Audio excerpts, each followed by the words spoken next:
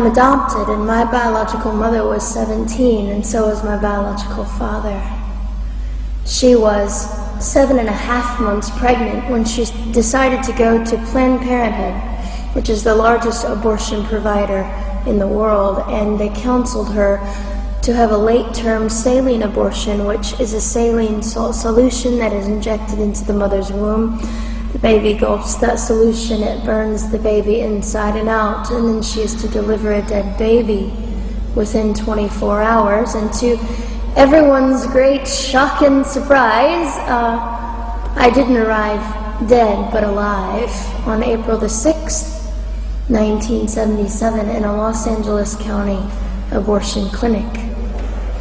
What's fantastic about this, about the perfect timing of my arrival, is that the abortionist was not on duty yet. So he wasn't even given the opportunity to continue on with his plan for my life, which was death. And I know that I am in a government building, and a beautiful one it is, and I love your country as well as my own. But I know in the age that we live in, it is not at all politically correct to say the name of Jesus Christ in places like this. To bring him into these sorts of meetings, because his name can make people so terribly uncomfortable. But I didn't survive so I could make everyone comfortable. I survived so I could stir things up a bit. And I have a great time doing it.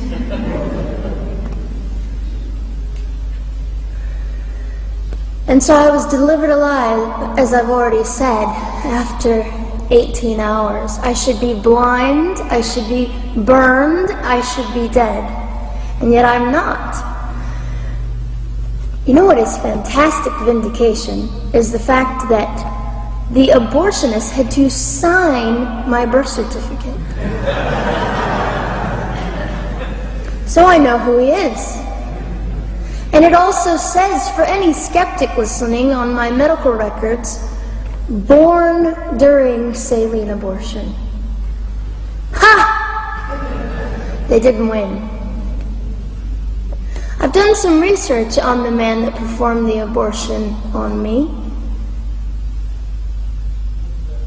And his clinics are the largest chain of clinics in the United States of America, and they gross $70 million a year. I read a quote from him at some point several years ago, and he said, "I have aborted over 1 million babies, and I consider it my passion." I tell you these things because, listen, ladies and gentlemen, we are in an interesting battle, whether we realize it or not, in this world. It is a battle between life and death. What side are you on?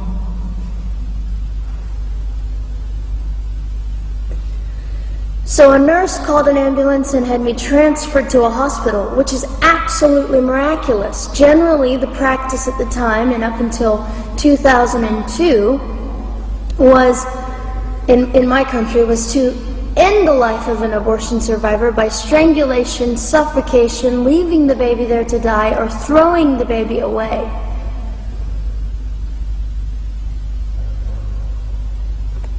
But on August the 5th, 2002, my extraordinary President Bush signed into law the Born Alive Infants Protection Act to prevent that from occurring anymore. You see,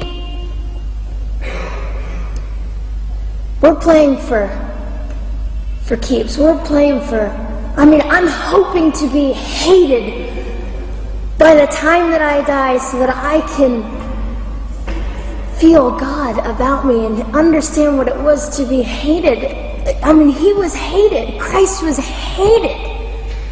And not that I look forward to being hated, but I know along my journey, I know I'm already hated because I declare life. I say, you didn't get me. The silent Holocaust didn't win over me. And my mission, ladies and gentlemen, among many things, is this: to infuse humanity into a debate that we have just compartmentalized and set on a shelf and said it is an issue. We have removed our emotions. We are becoming harder. Do you really want that? How much are you willing to take, and how much are you willing to risk to speak the truth in love and graciousness and stand up and at least be willing to be hated? Or at the end of the day, is it all about you or me? And so, after that, I was placed in an emergency foster care home, where they decided they didn't like me very well, and as I'm fond of saying, I don't know how you could not adore me right from the start. What is wrong with these people? But they didn't. You see, I've been hated since conception. By so many, and loved by so many more, but most especially by God. I'm his girl. You don't mess with God's girl. I got a sign on my forehead that says, you better be nice to me because my Father runs the world. So after I was placed in the mean home, I was taken out of the mean home and placed into another home, a beautiful home, Penny's home. And she said by this time I was 17 months old, 32 pounds of dead weight, and diagnosed with what I considered to be the gift of cerebral palsy, which was caused directly by the lack of oxygen to my brain while I was trying to survive. Now I am just compelled to say this. If abortion is merely about women's rights, ladies and gentlemen, then what were mine? There was not a radical feminist standing up and yelling about how my rights were being violated that day. In fact, my life was being snuffed out in the name of women's rights. And ladies and gentlemen, I would not have cerebral palsy had I not survived all of this. So when I hear the appalling, disgusting argument that we should have abortions because the child just might be disabled, the horror that fills my heart. Ladies and gentlemen, there are things that you will only be able to learn by the weakest among us. And when you snuff them out, you are the one that loses. The Lord looks after them, but you are the one that will suffer forever. And what arrogance, what absolute arrogance, and it has been an argument for so long in this human place that we live, that the stronger should dominate the weaker, should determine who lives or dies. The arrogance of that. Don't you realize that you cannot make your own heart beat? Don't you realize that all the power that you think you possess, you really possess none of it? It is the mercy of God that sustains you, even when you hate him.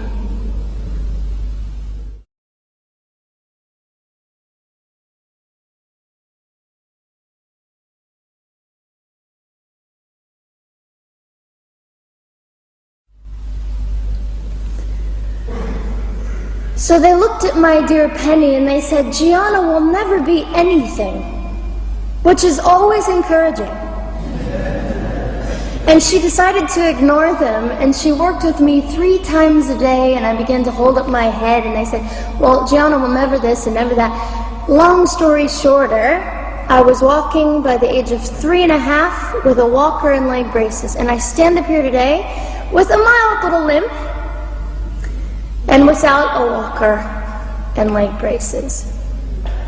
I fall gracefully sometimes and very ungracefully at other times, depending on the situation, but I consider it all for the glory of God.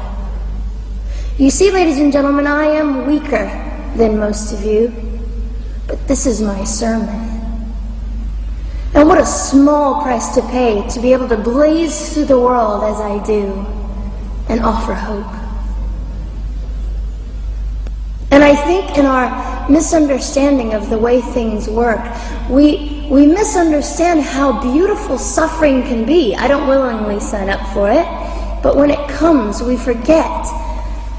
We forget that God is in control and God has a way of making the most miserable thing beautiful.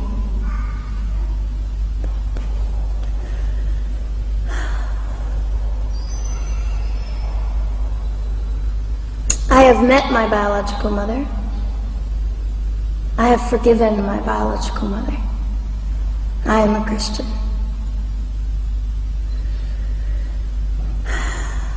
She's a very broken woman. She came to an event I was having 2 years ago, showed up unannounced, and said, "Hello, I'm your mother." And it was a very difficult day. And yet, while I was enduring all of this, you'll probably think I'm silly, but I was sitting there and I was thinking, I don't belong to you. I belong to Christ. I'm his girl, and I'm a princess. So no matter what you say, in all your anger and brokenness and rage, it's not mine to keep. It's not mine to carry, and I won't. I was saying all this inside. So ladies and gentlemen, you have an opportunity. But for just a brief moment, I would like to speak directly to the men in this room and do something that is never done. Men, you are made for greatness. You are made to stand up and be men. You are made to defend women and children, not stand by and turn your head when you know murder is occurring and do nothing about it.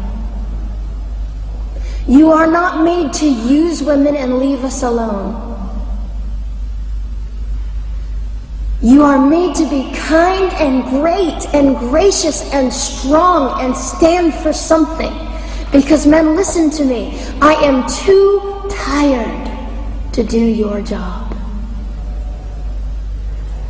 Women, you are not made for abuse. You are not made to sit and not know your worth and your value. You are made to be fought for forever. So now is your moment. What sort of people are you going to be? I trust incredible. I trust, men, you will rise to the occasion. To the politicians listening, particularly to the men, I would say this: you are made for greatness. Set your politics aside. You are made to defend what is right and good. This fiery young girl will stand here and say, now's your moment. What sort of man do you want to be? A man obsessed with your own glory, or a man obsessed with the glory of God?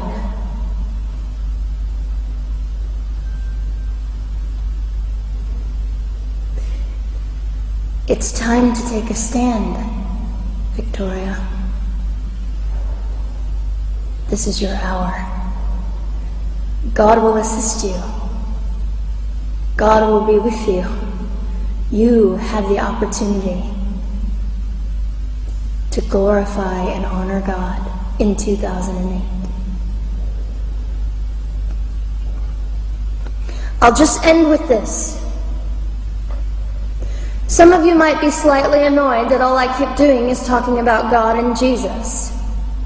But how on earth can I walk about limping through this world and not give all my heart and mind and soul and strength to the Christ who gave me life. So if you think I'm a fool, it's just another jewel in my crown. My whole intent in living here is to make God smile. I hope some of this made sense. It just came from my heart. God bless and keep you.